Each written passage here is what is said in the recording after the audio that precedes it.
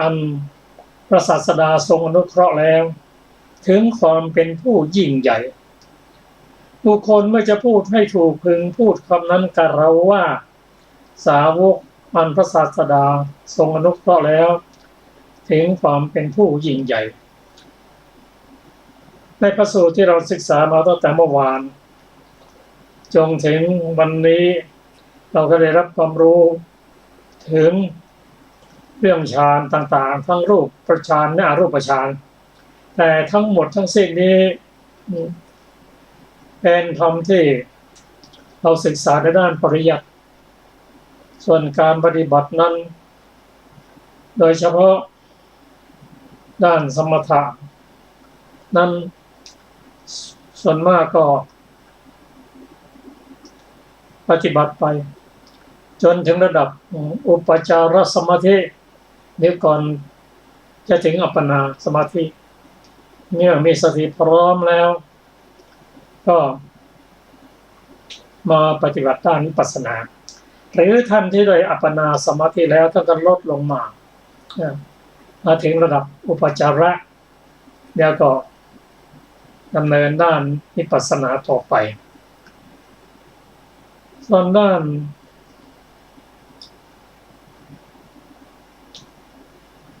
การเจริญสมาธิอีกด้านหนึ่ง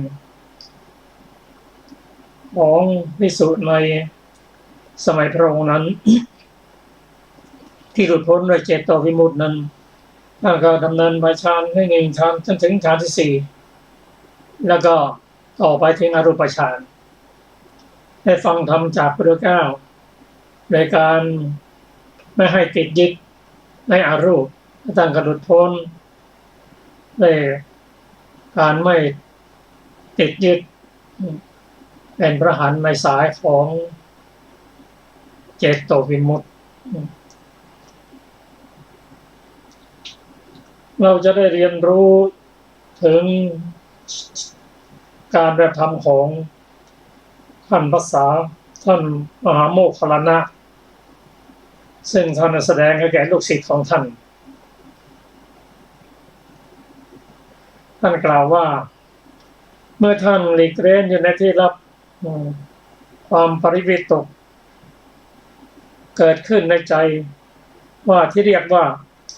ปฐมฌานดังนี้ปฐมฌานเป็นไฉนหนอท่านมีความคิดว่าภิกษุในธรรมวินัยนี้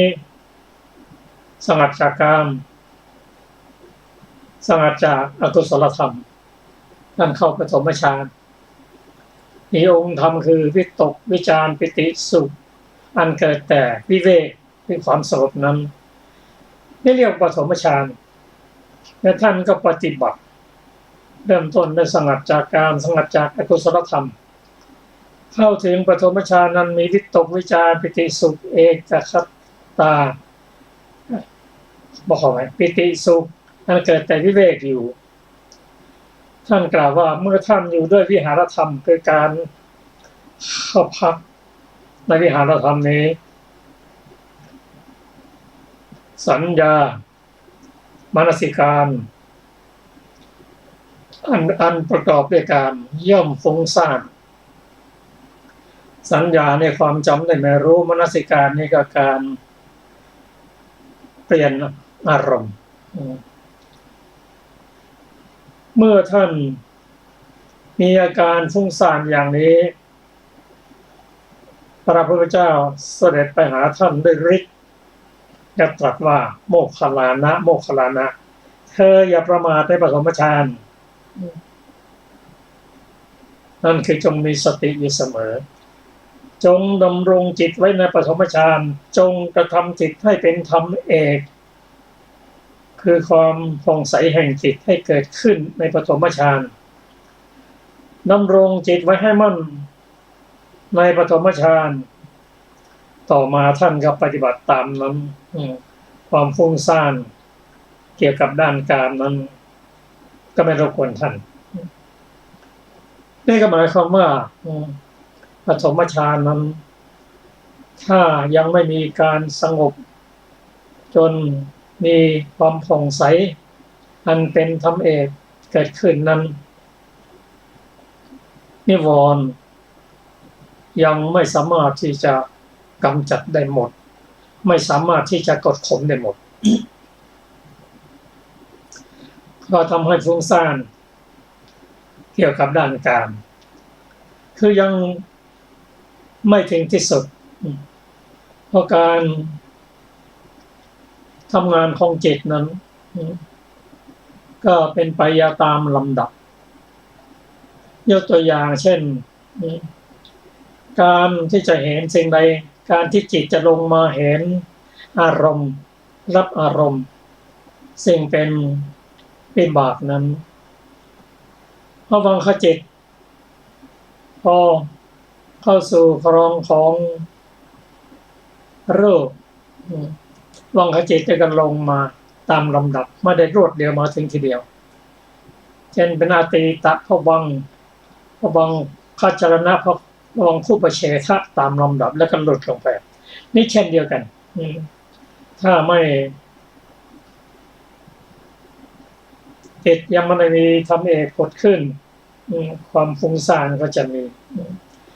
พอปฏิบัติตามที่พระองค์แนะนำแล้วความฟุ้งซ่านนั่นก็หายไประงับไปแต่ก็ยังมีอยู่นะยังมีอยู่แต่กดข่มไว้เท่านั้นเอง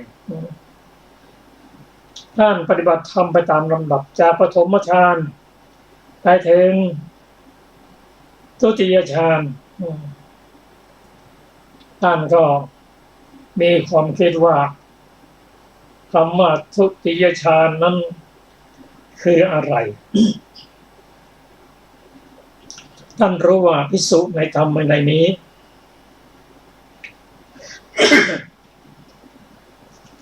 แต่ขออภัยครับ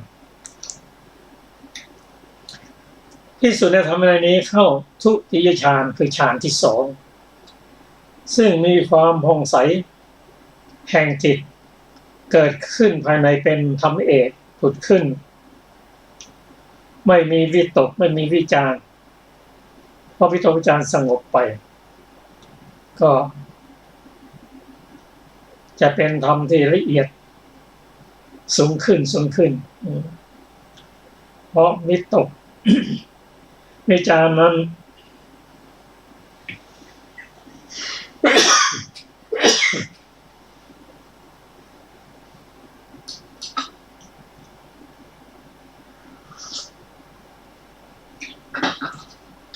เพราะวิตกวิจารของปฐมฌานนั้นถึงแม้ว่าจะเป็นกุศลวิตกคือการโน้มเข้าไปหาเนกขัมมะการไม่เบียดเบียนและการไม่พยาบาทก็ตามแต่ถ้ามีบ่อยๆขึ้นก็ทำให้ฟุ้งซ่านขึ้นได้เหมือนกันเพราะฉะนั้นเมื่อวิตกวิจารสงบไปแล้วก็มีองค์ธรรมที่เหลืออยู่ก็มีปิติและสุขเกิดแต่สมาธิอยู่นี่เรียกว่าจตุตฌานความสุขความสงบก็ละเอียดมากขึ้นแต่อย่างไรก็ตาม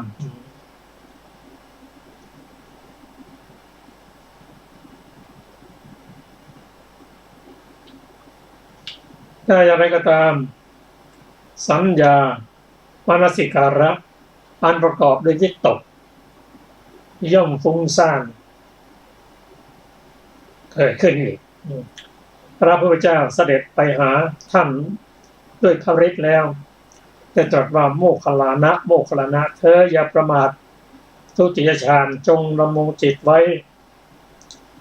ในทุติยฌานกระทำจิตให้เป็นธรรมเอกผุดขึ้นคือความผ่องใสแห่งจิตตั้งจิตไว้มั่นในทุติยฌานก็พระองค์ได้มีพระมหากรุณาธิคุณเป็นลำดับทั้งตติยฌานจตุตฌานก็เช่นเดียวกัน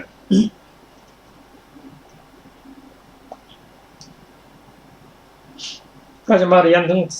ฌานที่สามสักนิดหนึ่งซึ่งท่านว่าจตุตฌานนั้นเป็นไฉนหนอทราบว่าภิกษุในธรรมในนี้มีอุเบกขามีสติมีสัมปชัญญะเสวยสุขด้วยนามกายเพราะปิติสิ้นไปตติยฌานที่พระริยเจ้าทั้งหลายสรรเสริญว่าผู้ได้ฌานนี้เป็นผู้มีอุเบกขามีสติอยู่เป็นสุขเรียกว่าตติยฌานท่านก็น้อมนำส่วนนี้มาปฏิบัติความฟุ้งซ่านก็เกิดขึ้นอีกมันประกอบด้วยปิติที่ท่านละปิติไปนั้นฟุ้งซ่านเพราะท่านยังจิตของท่านยังไม่ตั้งมั่นยังไม่สมบูรณ์ซึ่งพระพุทธเจ้าได้ตรัสแนะนำให้ในที่สุดท่านก็ปฏิบัติเข้าฌานที่สามโดยไม่มีอะไรมารบกวนในฟุ้งซ่านและฌานที่สี่นั้นท่านก็นำมาปฏิบัติว่าฌานที่สี่หรือจตุตฌานนั้นเป็นไฉนหนอมีความคิดอย่างนี้ว่าภิกษุในพระธรรมนี้เข้าจตุตฌานไม่มีทุกข์ไม่มีสุขเพราะละสุขละทุกข์ดับโสมนัสและโทมนัสก่อนได้มีอุเบกขาเป็นเหตุให้สติบริสุทธิ์อยู่เรียกว่าจตุตฌานท่านก็เข้าจตุตฌานแต่ในที่สุดสัญญามนสิการอันประกอบด้วยสุขย่อมฟุ้งซ่านท่านก็ได้รับคำแนะนำจากพระพุทธเจ้าว่าเธออย่าประมาทในจตุตฌานดำรงจิตไว้ในจตุตฌานจงจะทำให้จิตเป็นธรรมเอกผุดขึ้นมีจิตผ่องใสจงตั้งจิตไปให้มั่นในจตุตฌานท่านน้อมมาปฏิบัติก็ไม่มีอะไรฟุ้งซ่าน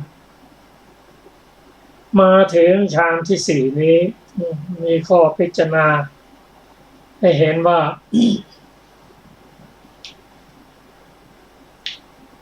ความฟุ้งซ่านนั้น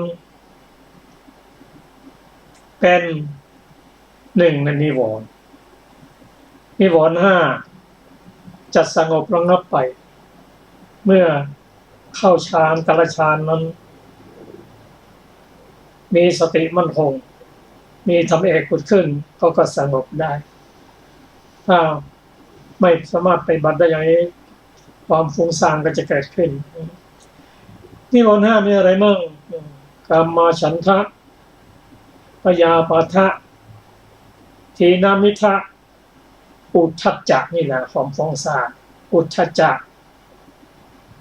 และกุกุจจะและวิจิกิจฉาตัวฟุ้งซ่านเนี่ยจะมีอยู่ถ้าไม่สามารถที่จะกดข่มได้โดยการปฏิบัติให้สมบูรณ์มีจิตตั้งมั่นในแต่ละฌานนั้นๆข้อสูตรที่เราได้ศึกษากันมานั้นเราจะเห็นว่าผู้ได้ฌานรูปฌานทั้งอรูปฌานด้วยความฟุ้งซ่านต่างๆนั้นก็ยังเกิดขึ้นถ้าไม่สามารถปฏิบัติได้สมบูรณ์อย่างนี้ก็ถามว่า ความฟุ้งซ่านนี้จะสงบจากตับไปได้จริงๆนั้นต้องด้วยอรหัตตมรรคด้วยความเป็นพระอรหันต์บุคคลเท่านั้นส่วนปุถุชนผู้เข้าฌานเพียงแต่กดข่มไว้เท่านั้นเองถามว่าภิกษุในพุทธศาสนานี้หลายรูปท่านเป็นพระอรหันต์แล้วท่านก็ยังฌานต่างๆให้เกิดขึ้นตามลำดับรูปฌานและอรูปฌานท่านได้อรูปฌานได้เนวสัญญานาสัญญา ขณะที่ยังเป็นภิกษุมีชีวิตอยู่นี่แหละกระทำตรงนี้จะกระทำขณะที่มีชีวิตอยู่เท่านั้นส่วนผลจะไปเกิดขึ้นหลังจากที่มรณะไม่ตายไปตอนนั้น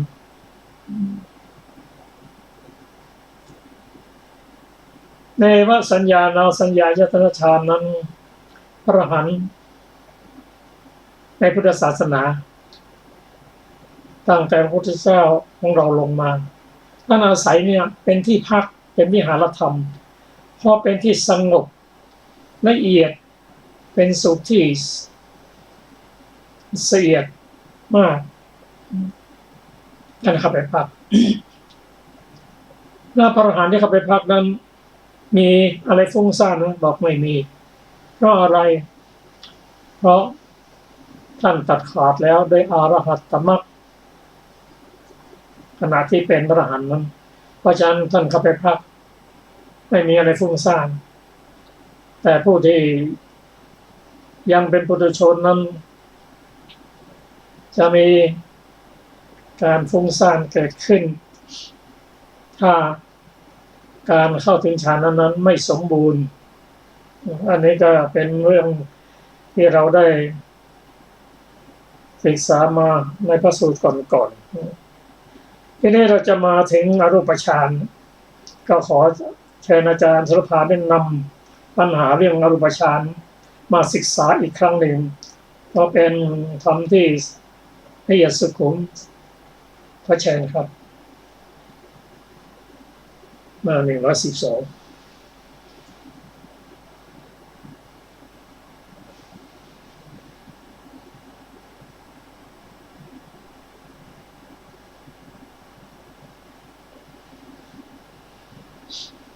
สวัสดีค่ะท่านผู้ฟังทุกท่าน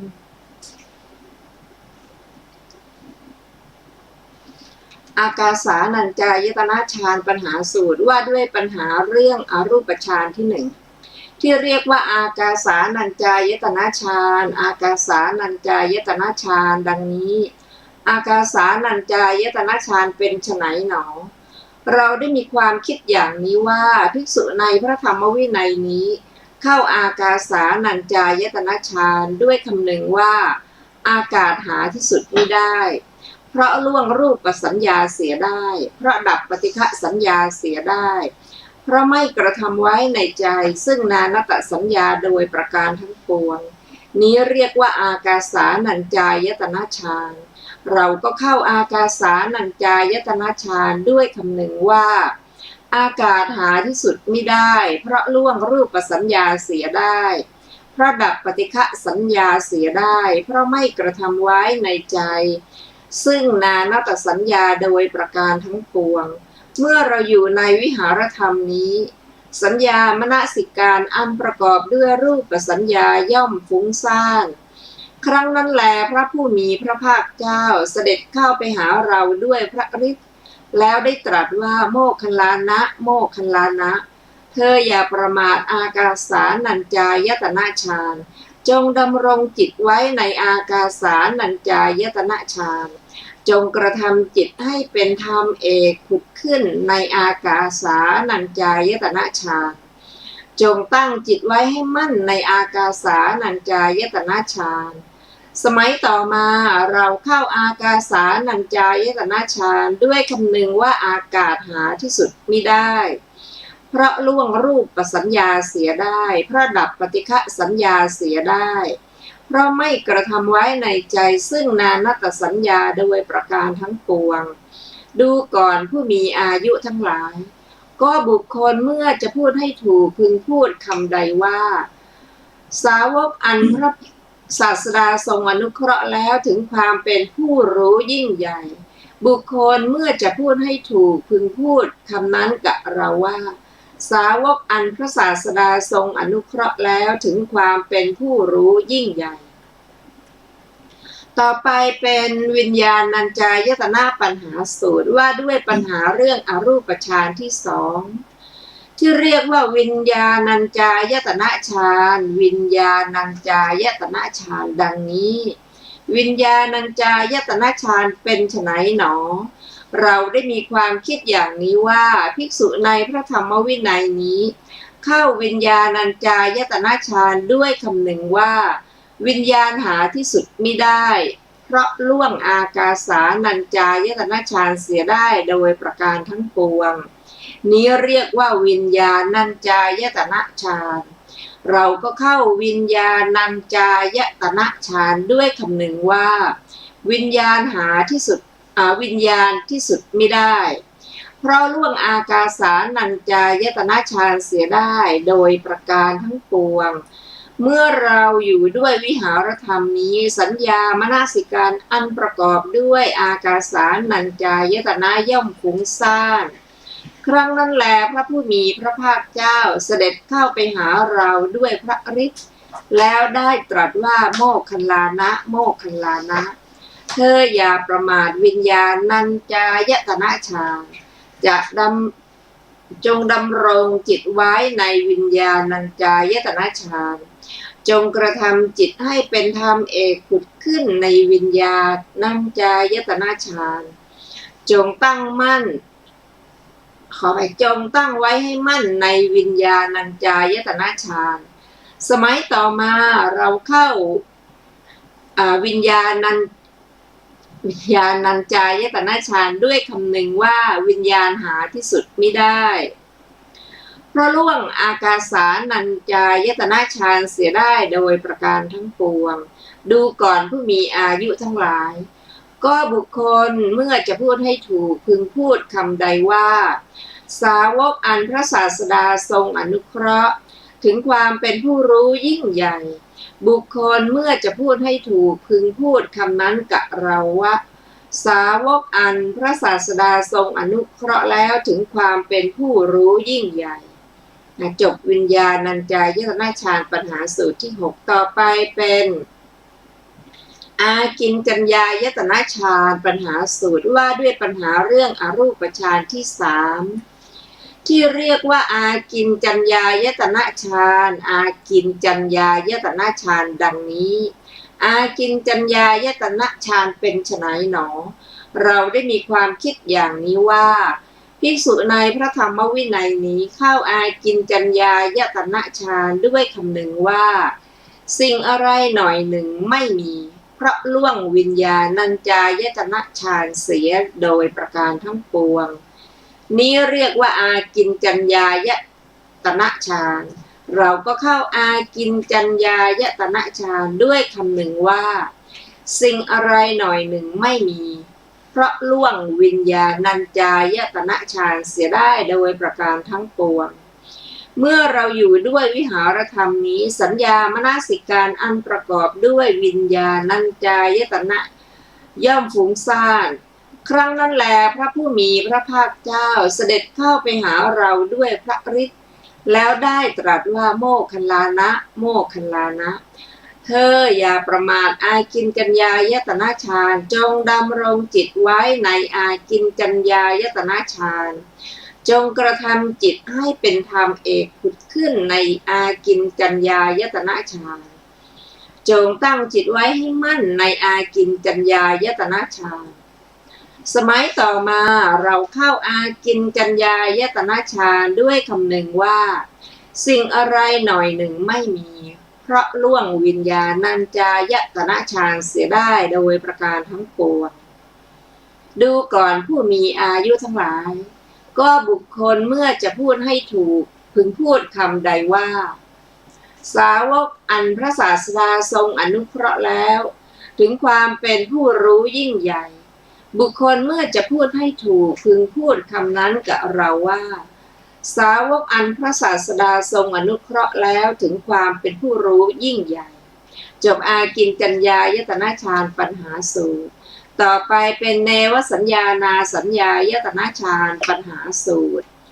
ว่าด้วยปัญหาเรื่องอรูปฌานที่4ที่เรียกว่าเนวสัญญานาสัญญายตนะฌานเนวสัญญานาสัญญายตนะฌานดังนี้เนวสัญญานาสัญญายตนะฌานเป็นไฉนหนอเราได้มีความคิดอย่างนี้ว่าภิกษุในพระธรรมวินัยนี้เข้าเนวสัญญานาสัญญายตนะฌานเพราะล่วงอากินจัญญายตนะฌานเสียได้โดยประการทั้งปวง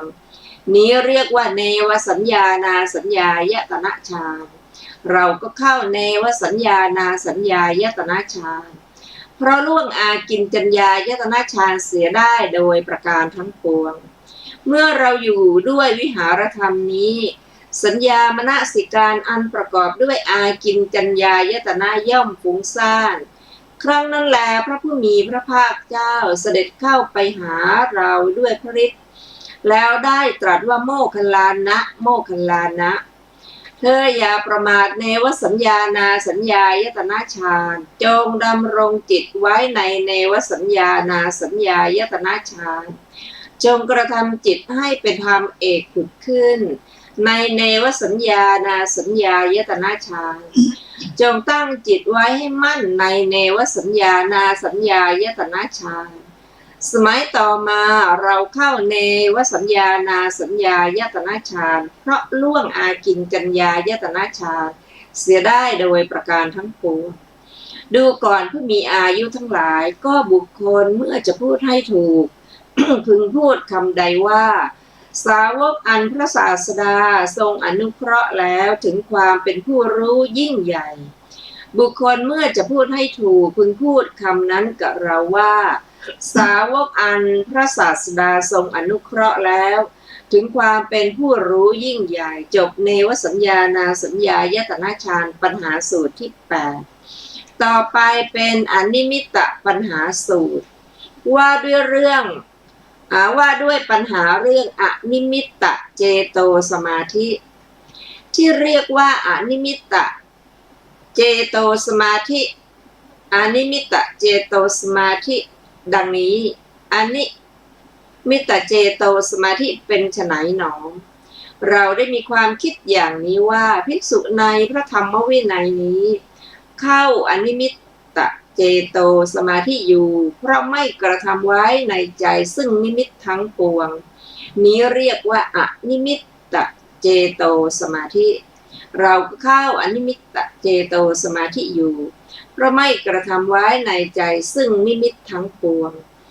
เมื่อเราอยู่ด้วยวิหารธรรมนี้วิญญาณอันซ่านไปด้วยซึ่งอนิมิตย่อมมีครั้งนั้นแลพระผู้มีพระภาคเจ้าเสด็จเข้าไปหาเราด้วยพระฤทธิ์จงกระทำจิตให้เป็นธรรมเอกผุดขึ้นในอนิมิตเจโตสมาธิจงตั้งจิตไว้ให้มั่นในอนิมิตเจโตสมาธิสมัยต่อมาเราเข้าอนิมิตเจโตสมาธิอยู่เพราะไม่กระทำไว้ในใจซึ่งนิมิตทั้งปวงดูก่อนผู้มีอายุทั้งหลายก็บุคคลเมื่อจะพูดให้ถูกพึงพูดคำใดว่าสาวกอันพระศาสดาทั้งอนุเคราะห์แล้วถึงความเป็นผู้รู้ยิ่งใหญ่บุคคลเมื่อจะพูดให้ถูกพึงพูดคำนั้นกับเราว่าสาวกอันพระศาสดาทรงอนุเคราะห์แล้วถึงความเป็นผู้รู้ยิ่งใหญ่ครั้งนั้นแลท่านพระมหาโมคคัลลานะหายจากพระวิหารเชตวันไปปรากฏในดาวดึงส์เทวโลกเหมือนบุรุษมีกำลังพึงเหยียดแขนที่คู่หรือพึงคู่แขนที่เหยียดฉะนั้นครั้งนั้นแลท้าวสักกะจอมเทพกับเทวดา500 องค์เข้าไปหาท่านพระโมคคัลลานะถึงที่อยู่ไหว้ท่านพระมหาโมคคัลลานะแล้วได้ประทับยืนอยู่ณที่ควรส่วนข้างหนึ่งครั้นแล้วท่านพระมหาโมคคัลลานะได้พูดกับท้าวสักกะจอมเทพว่าดูก่อนจอมเทพการถึงพระพุทธเจ้าเป็นสรณะดีนะเพราะเหตุแห่งการถึงพระพุทธเจ้าเป็นสรณะสัตว์บางพวกในโลกนี้เมื่อแตกกายตายไปย่อมเข้าถึงสุคติโลกสวรรค์การถึงพระธรรมเป็นสรณะดีนักการถึงพระสงฆ์เป็นสรณะดีนักเพราะเหตุแห่งการถึงพระสงฆ์เป็นสรณะสัตว์บางพวกในโลกนี้เมื่อแตกกายตายไปย่อมเข้าถึงสุคติโลกสวรรค์ท้าวสักกะจอมเทพตรัสว่าข้าแต่พระโมคคัลลานะผู้นิรทุกข์การถึงพระพุทธเจ้าเป็นสมณะดีนักเพราะเหตุแห่งการถึงพระพุทธเจ้าเป็นสรณะสัตว์บางพวกในโลกนี้เมื่อแตก กายตายไปย่อมเข้าถึงสุคติโลกสวรรค์การถึงพระธรรมเป็นสรณะดีนักการถึงพระสงฆ์เป็นสรณะดีนักเพราะเหตุแห่งการถึงพระสงฆ์เป็นสรณะสัตว์บางพวกในโลกนี้เมื่อแตกกายตายไปย่อมเข้าถึงสุคติโลกสวรรค์จบอนิมิตตปัญหาสูตรที่9ต่อไปเป็นอรรถกถาของอนิมิตตปัญหาสูตรที่9บทว่าอนิมิตตังเจโตสมาธินั้นพระเถระกล่าวหมายถึงวิปัสสนาสมาธิทูลนิมิตว่าเที่ยงเป็นต้นได้แล้วเป็นไปบทว่าอนิมิตตานุสาริวิญญาณังโหติความว่าเมื่อเราอยู่ด้วยวิปัสสนาสมาธิวิหารธรรมนี้อย่างนี้วิปัสสนาญาณก็แก่กล้าละเอียดนำไปอยู่เหมือนเมื่อบุรุษเอาขวานที่คมตัดต้นไม้อยู่มองดูอยู่ซึ่งคมขวานในทุกขณะด้วยคิดว่าขวานของเราจริงหนอดังนี้กิจในการตัดก็ย่อมไม่สำเร็จฉันใดแม้พระเถระปรารภวิปัสสนาด้วยคิดว่าญาณของเราแก่กล้าจริงหนอดังนี้ความใคร่ก็ย่อมเกิดขึ้นเมื่อเป็นเช่นนั้นพระเถระนั้นก็ไม่สามารถให้วิปัสสนากิจสำเร็จได้ฉันนั้นพระเถระหมายถึงข้อนั้นจึงกล่าวว่าอนิมิตตานุสาริวิญญาณังโหติบทว่าสภนิมิตตานังอมนสิการาอนิมิตตังเจโตสมาธิอุปสัมปัชชะวิหาสิงความว่าเราเข้าเจโตสมาธิที่สัมปยุตด้วยวุฏฐานคามินีวิปัสสนาและสมาธิในมรรคและผลเบื้องสูง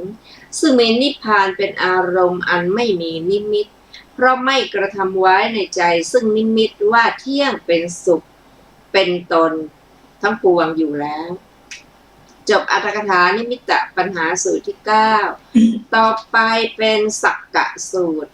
ว่าด้วยพระโมคคัลลานะเถระแสดงธรรมแก่ท้าวสักกะครั้งนั้นท้าวสักกะจอมเทพกับเทวดา600องค์700องค์800องค์ครั้งนั้นแลท้าวสักกะจอมเทพกับเทวดา84,000 องค์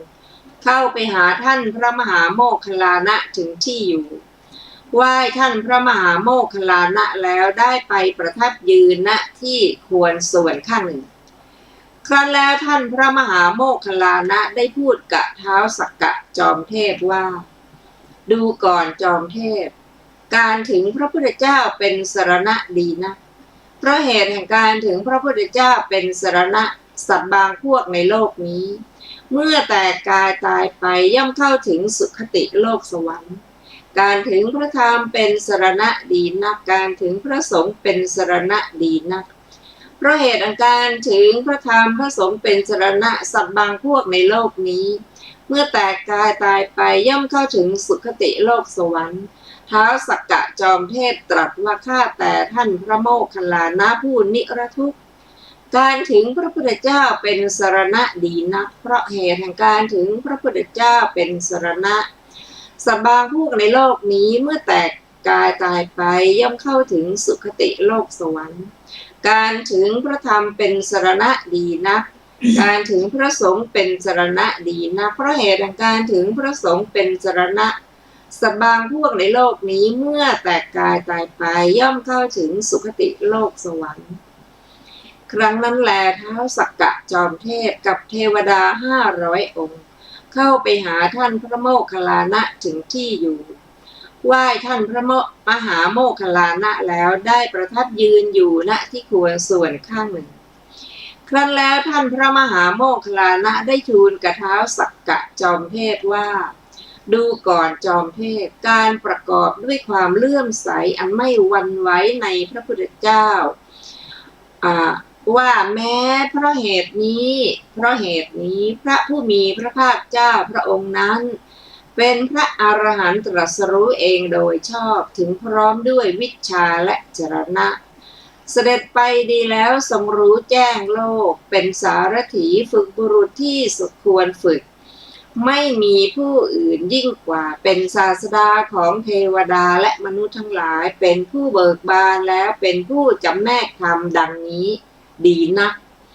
เพราะเหตุแห่งการประกอบด้วยความเลื่อมใสอันไม่หวั่นไหวในพระพุทธเจ้าสัตว์บางพวกในโลกนี้เมื่อแตกกายตายไปย่อมเข้าถึงสุคติโลกสวรรค์ดูก่อนจอมเทพการประกอบด้วยความเลื่อมใสอันไม่หวั่นไหวในพระธรรมว่าพระธรรมอันพระผู้มีพระภาคเจ้าตรัสดีแล้วอันผู้ได้บรรลุพึงเห็นเองไม่ประกอบด้วยการควรเรียกให้มาดูควรน้อมเข้ามาอันวินยูชนพึงรู้เฉพาะตนดังนี้ดีนะเพราะเหตุแห่งการประกอบด้วยความเลื่อมใสอันไม่หวั่นไหวในพระธรรมสัตว์บางพวกในโลกนี้เมื่อแตกกายตายไปย่อมเข้าถึงสุคติโลกสวรรค์ดูก่อนจอมเทพการประกอบด้วยความเลื่อมใสอันไม่หวั่นไหวในพระสงฆ์พระสงฆ์สาวกของพระผู้มีพระภาคเจ้าเป็นผู้ปฏิบัติแล้วปฏิบัติตรงปฏิบัติเป็นธรรมปฏิบัติชอบคือคู่แห่งบุรุษสี่บุคคล8นี้พระสงฆ์สาวกของพระผู้มีพระภาคเจ้าเป็นผู้ควรของคำนับควรของต้อนรับควรของทำบุญควรทำอัญชลีเป็นนาบุญของโลกไม่มีนาบุญอื่นยิ่งกว่าดังนี้ดีนักเพราะเหตุแห่งการประกอบด้วยความเลื่อมใสอันไม่หวั่นไหวในพระสงฆ์สัตว์บางพวกในโลกนี้เมื่อแตกกายตายไปย่อมเข้าถึงสุคติโลกสวรรค์ดูก่อนจอมเทพการประกอบด้วยศีลที่พระอริยเจ้าใคร่แล้วอันไม่ขาดไม่ทะลุไม่ด่างไม่พร้อยเป็นไทยวินยูชนสรรเสริญอันตัณหาและทิฏฐิลูกคลำไม่ได้เป็นไปเพื่อสมาธิดีนักเพราะเหตุแห่งการประกอบด้วยศีลที่พระอริยเจ้าใคร่แล้วสัตว์บางพวกในโลกนี้เมื่อแตกกายตายไปย่อมเข้าถึงสุคติโลกสวรรค์ท้าวสักกะจอมเทพตรัสว่าข้าแต่ท่านพระโมคคัลลานะผู้นิรทุกข์การประกอบด้วยความเลื่อมใสอันไม่หวั่นไหวในพระพุทธเจ้าว่าแม้เพราะเหตุนี้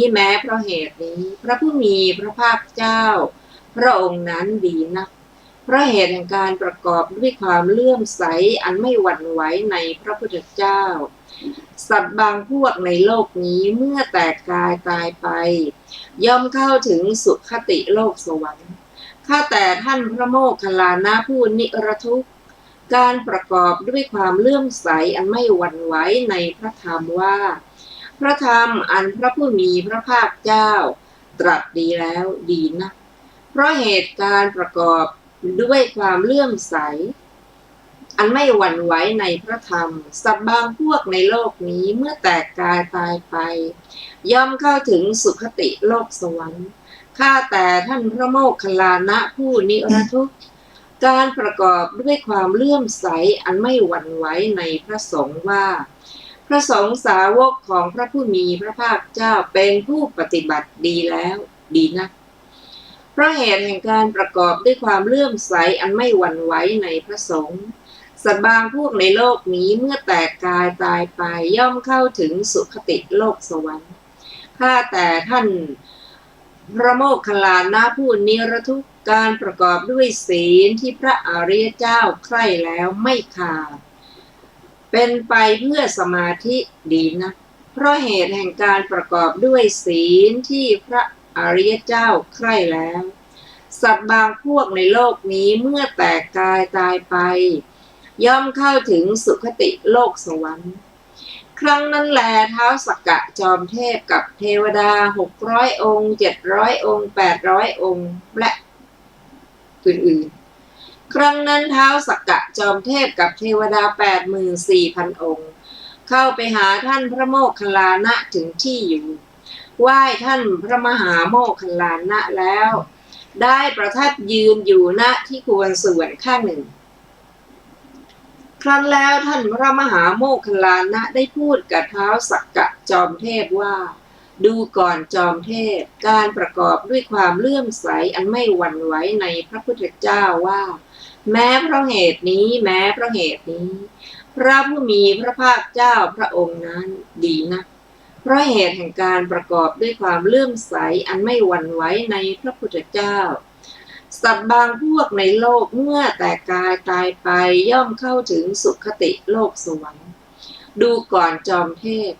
การประกอบด้วยความเลื่อมใสอันไม่หวั่นไหวในพระธรรมว่าพระธรรมอันพระผู้มีพระภาคเจ้าตรัสดีแล้วดีนักเพราะเหตุแห่งการประกอบด้วยความเลื่อมใสอันไม่หวั่นไหวในพระธรรมสัตว์บางพวกในโลกนี้เมื่อแตกกายตายไปย่อมเข้าถึงสุคติโลกสวรรค์ดูก่อนจอมเทพการประกอบด้วยความเลื่อมใสอันไม่หวั่นไหวในพระสงฆ์พระสงฆ์สาวกของพระผู้มีพระภาคเจ้าเป็นผู้ปฏิบัติดีแล้วและอื่นๆดีนักเพราะเหตุแห่งการประกอบด้วยความเลื่อมใสอันไม่หวั่นไหวในพระสงฆ์สัตว์บางพวกในโลกนี้เมื่อแตกกายตายไปย่อมเข้าถึงสุคติโลกสวรรค์ดูก่อนจอมเทพการประกอบด้วยศีลที่พระอริยเจ้าใคร่แล้วมันไม่ขาดดีนักเพราะเหตุแห่งการประกอบด้วยศีลที่พระอริยเจ้าใคร่แล้วสัตว์บางพวกในโลกนี้เมื่อแตกกายตายไปย่อมเข้าถึงสุคติโลกสวรรค์ท้าวสักกะจอมเทพตรัสว่าข้าแต่ท่านพระโมคคัลลานะผู้นิรทุกข์การประกอบด้วยความเลื่อมใสอันไม่หวั่นไหวในพระพุทธเจ้าว่าแม้เพราะเหตุนี้แม้เพราะเหตุนี้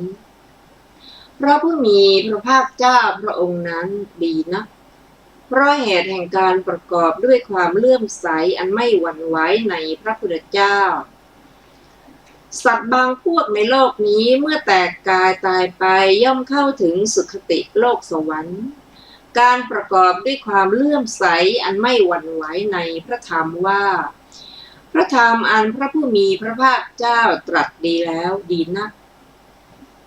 เพราะเหตุแห่งการประกอบด้วยความเลื่อมใสอันไม่หวั่นไหวในพระธรรมสัตว์บางพวกในโลกนี้เมื่อแตกกายตายไปย่อมเข้าถึงสุคติโลกสวรรค์การประกอบด้วยความเลื่อมใสอันไม่หวั่นไหวในพระสงฆ์ว่าพระสงฆ์สาวกของพระผู้มีพระภาคเจ้าเป็นผู้ปฏิบัติดีแล้วดีนะเพราะเหตุแห่งการประกอบด้วยความเลื่อมใสอันไม่หวั่นไหวในพระสงฆ์สัตว์บางพวกในโลกนี้เมื่อแตกกายตายไปย่อมเข้าถึงสุคติโลกสวรรค์การประกอบด้วยศีลที่พระอริยเจ้าใคร่แล้วอันไม่ขาดดีนะเพราะเหตุแห่งการประกอบด้วยศีลที่พระอริยเจ้าใคร่แล้วสัตว์บางพวกในโลกนี้เมื่อแตกกายตายไปย่อมเข้าถึงสุคติโลกสวรรค์ครั้งนั้นท้าวสักกะจอมเทพกับเทวดา500 องค์เข้าไปหาท่านพระมหาโมคคัลลานะถึงที่อยู่ไหว้ท่านพระมหาโมคคัลลานะแล้วได้ประทับยืนอยู่ณที่ควรส่วนข้างหนึ่งครั้นแล้วท่านพระมหาโมคคัลลานะได้พูดกับท้าวสักกะจอมเทพว่าดูก่อนจอมเทพการถึงพระพุทธเจ้าเป็นสรณะดีนักเพราะเหตุแห่งการถึงพระพุทธเจ้าเป็นสรณะสัตว์บางพวกในโลกนี้เมื่อแตกกายตายไปย่อมเข้าถึงสุคติโลกสวรรค์เขาเหล่านั้นย่อมครอบงำเทวดาพวกอื่นด้วยฐานะ10 ประการคือด้วยอายุวรรณะสุขยศความเป็นใหญ่รูปเสียงกลิ่นรสโผฏฐัพพะอันเป็นทิพย์ดูก่อนจอมเทพการถึงพระธรรมเป็นสรณะดีนักเพราะเหตุแห่งการถึงพระธรรมเป็นสรณะสัตว์บางพวกในโลกนี้เมื่อแตกกายตายไปย่อมเข้าถึงสุคติโลกสวรรค์เขาเหล่านั้นย่อมครอบงำเทวดาพวกอื่นด้วยฐานะ10 ประการคือด้วยอายุวรรณะสุขยศความเป็นใหญ่รูปเสียงกลิ่นรสโผฏฐัพพะอันเป็นทิพย์การถึงพระสงฆ์เป็นสรณะดีนักเพราะเหตุแห่งการถึงพระสงฆ์เป็นสรณะสัตว์บางพวกในโลกนี้เมื่อแตกกายตายไปย่อมเข้าถึงสุคติโลกสวรรค์ เขาเหล่านั้นย่อมครอบงำเทวดาพวกอื่นด้วยฐานะ10ประการคือด้วยอายุวรรณะสุขยศความเป็นใหญ่รูปเสียงกลิ่นรสโผฏฐัพพะอันเป็นทิพย์ท้าวสักกะจอมเทพตรัสว่าข้าแต่ท่านพระโมคคัลลานะผู้นิรทุกข์การถึงพระพุทธเจ้าเป็นสรณะดีนะเพราะเหตุแห่งการถึงพระพุทธเจ้าเป็นสรณะสัตว์บางพวกในโลกนี้เมื่อแตกกายตายไปย่อมเข้าถึงสุคติโลกสวรรค์เขาเหล่านั้นย่อมครอบงำเทวดาพวกอื่นด้วยฐานะ10ประการคือสัตว์อายุและอื่นๆอันเป็นทิพย์การถึงพระธรรมเป็นสรณะดีนักการถึงพระสงฆ์เป็นสรณะดีนักเพราะเหตุแห่งการถึงพระสงฆ์เป็นสรณะสัตว์บางพวกในโลกนี้เมื่อแตกกายตายไปย่อมเข้าถึงสุคติโลกสวรรค์เขาเหล่านั้นย่อมครอบงำเทวดาพวกอื่นด้วยฐานะ10ประการคือด้วยอายุวรรณะสุขยศความเป็นใหญ่